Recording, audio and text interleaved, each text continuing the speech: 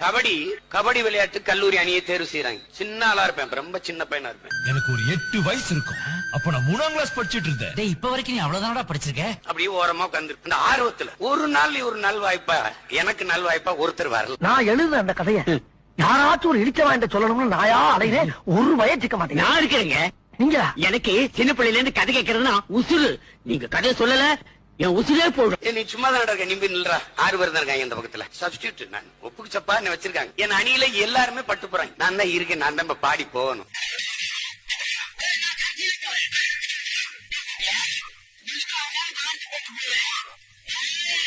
எல்லாரும் கை தட்டுறாங்க. யாராவது ஒரு சின்ன பையில பாட விடுறாங்க. அந்த கோடை தொட்டுட்டு பாடி போனேன், அவ்வளவுதான் எனக்கு தெரியும்.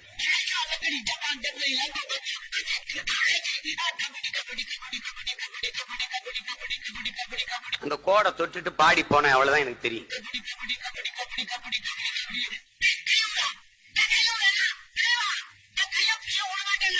மொத்த அணியை நீ தூக்கி கொண்டாடிச்சு. அவன் வந்தாலும் வேணா இவனை அணியில வச்சுக்கிட்டான்ட்டாருங்க.